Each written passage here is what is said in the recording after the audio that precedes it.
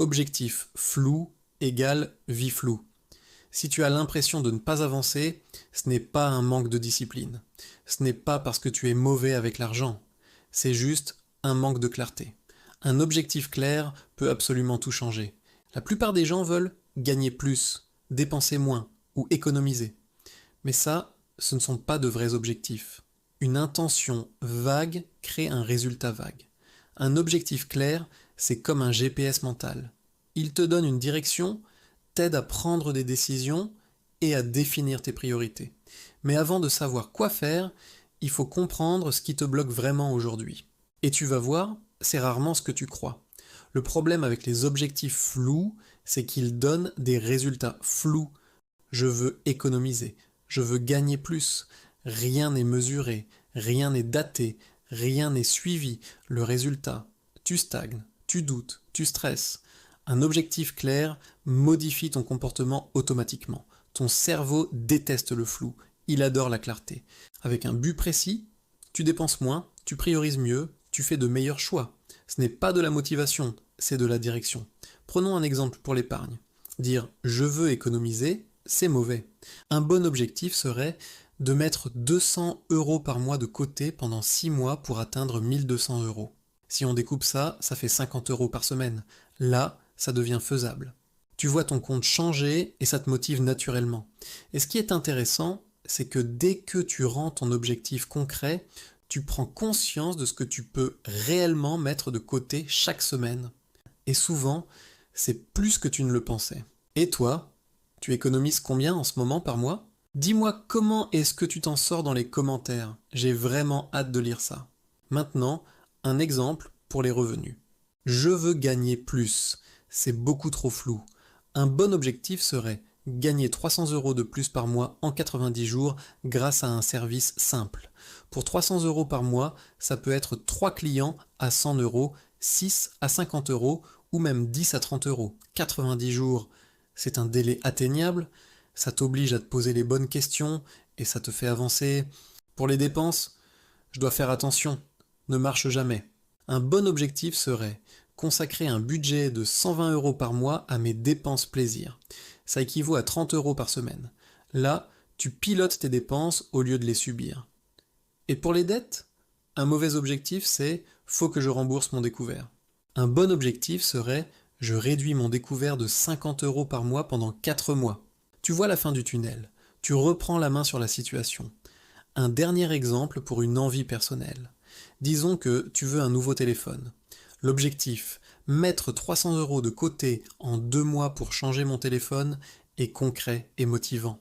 Tu arrêtes les achats impulsifs parce que tu as un but clair. Tu planifies. Maintenant que tu sais comment formuler un bon objectif, voyons comment l'appliquer vraiment, jour après jour. Étape numéro 1. Fixe-toi un seul objectif principal. Ton cerveau ne peut pas courir dans 10 directions à la fois. Un seul objectif, ça veut dire plus de puissance et de meilleurs résultats. Étape numéro 2. Rends-le mesurable. Un montant, une date, un délai, un indicateur. Si ce n'est pas mesurable, ton cerveau va tout simplement l'ignorer. Étape numéro 3. Découpe-le en mini-étapes. Le cerveau adore les petites victoires. Reprenons l'exemple. 1200 euros en 6 mois, ça devient 50 euros par semaine. Ton objectif n'était pas difficile, il était juste mal structuré. Étape numéro 4, suis tes progrès chaque semaine. Sans suivi, tu as l'impression de stagner. Avec un suivi, la motivation devient automatique. Chaque dimanche, pose-toi 3 questions. Qu'est-ce qui a bien marché? Qu'est-ce qui a bloqué? Qu'est-ce que j'ajuste pour la semaine prochaine? Étape numéro 5. Récompense-toi. La discipline vient de la dopamine. Un petit plaisir après avoir atteint une étape renforce l'habitude et crée une motivation durable. Étape numéro 6. Simplifie ton environnement. Moins il y a de friction, plus tu as de chances de réussir. Désactive les notifications de tes applications de shopping. Supprime les abonnements inutiles. Automatise ton épargne. Rends ton objectif plus simple à atteindre que tes distractions. Étape numéro 7. Prévois les obstacles à l'avance. Ceux qui réussissent ont toujours un plan B. Si je dépasse mon budget, j'ajuste la semaine suivante. Si je suis fatigué, Je fais juste la plus petite tâche possible. Si un imprévu arrive, j'adapte mon budget. Et enfin, étape numéro 8, transforme ton objectif en identité. Ne dis plus « je veux économiser ».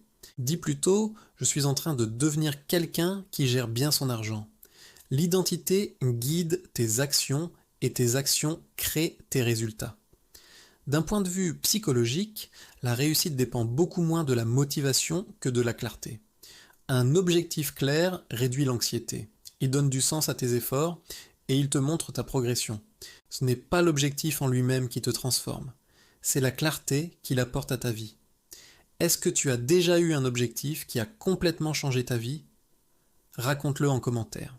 Tu ne sais jamais qui tu pourrais inspirer. Pour résumer, si tu veux avancer plus vite, économiser plus, gagner plus, commence par te fixer un objectif clair. Il doit être écrit, mesurable et daté. C'est logique, c'est simple et c'est le début de tout. La prochaine étape logique, c'est d'augmenter tes revenus. Pour ça, je t'invite à regarder ma vidéo « Comment doubler ton salaire ». Abonne-toi à Avance Rapide, ton futur toi te remerciera.